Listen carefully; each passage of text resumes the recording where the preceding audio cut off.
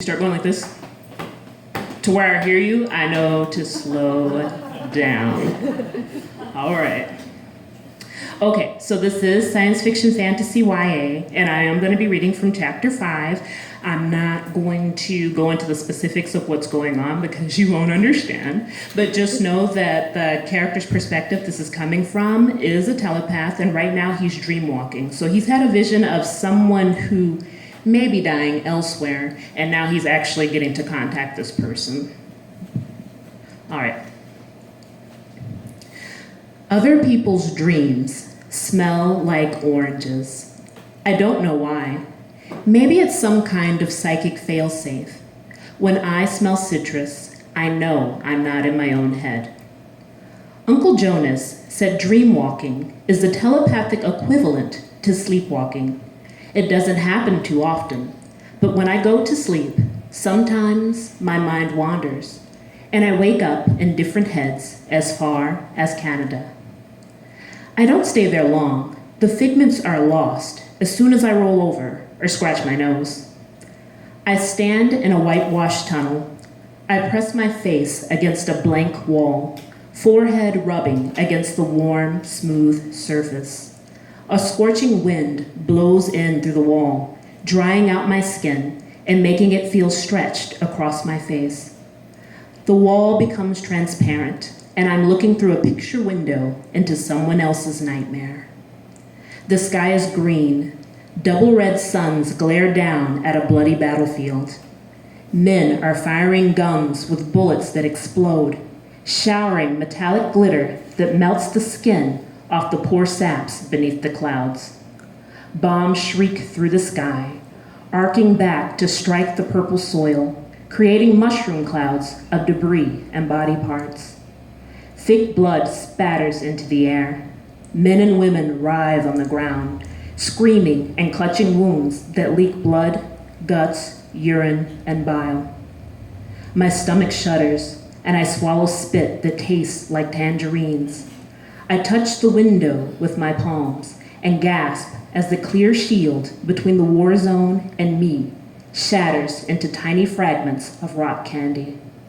I stagger forward onto the uneven terrain.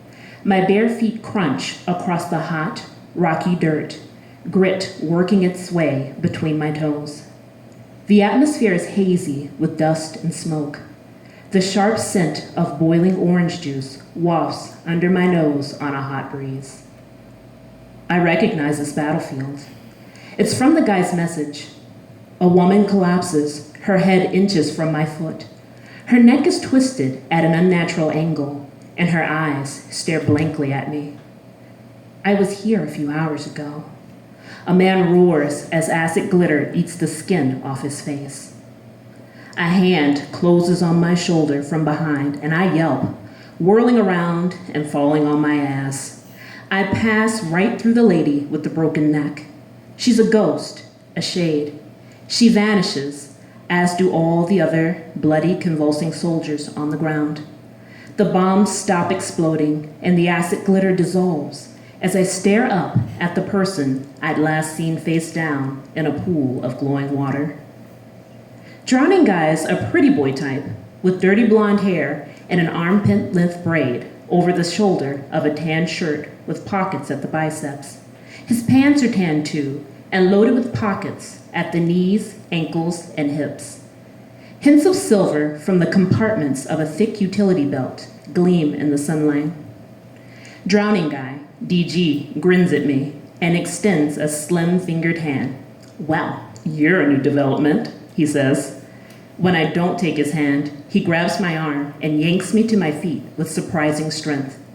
DG looks about 14 years old. He's a head shorter than me and skinny, but he's got the stance of a fighter. Feet shoulder-width apart, arms loose at his sides, but looking ready to grab or block a hit. His posture reminds me of Devin. Devin's always ready to fight somebody with fists or insults. The word missiles are usually aimed at me, the distorted reflection he can't stand. "Can you talk?" DG asks. His voice has a chime-like quality to it, and his phrases are accented with a Scandinavian-sounding lilt. I frown. Say something else, I demand. For some reason, I don't think he's speaking English.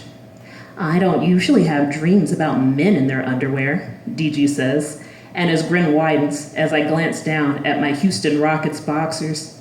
He laughs, the cackle setting my teeth on edge. He sounds like the friggin' Joker on helium.